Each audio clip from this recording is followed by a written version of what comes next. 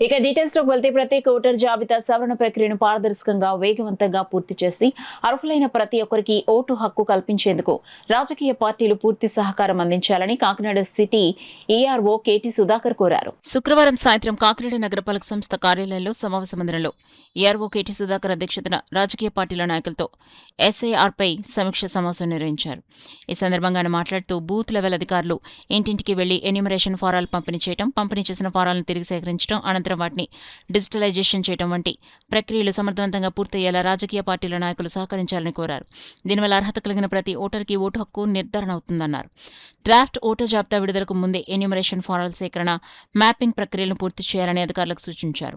బీఎల్ఓలు ప్రతి ఇంటిని క్షుణ్ణంగా సందర్శించి ఓటర్ల వివరాలు తప్పనిసరిగా ధృవీకరించాలని అన్నారు.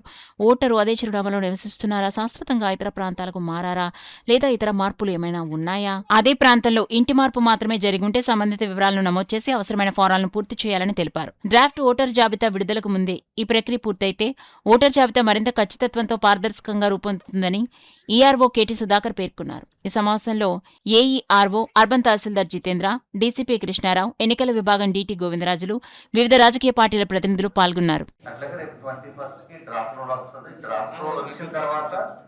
ఏదైతే ఫార్మ్స్ తిరిగి వచ్చాయో అవి మాత్రమే డ్రాఫ్ట్ రోల్లో వస్తాయి. తర్వాత తిరిగి రాని వాటికి మీరు claims and objection 1 month time ఉంది. అట్లాగే ఏదైతే మనం రాలేదో అన్నిటికి కూడా నోటీసులు కూడా ఇష్యూ చేయడం అనేది జరుగుతాం.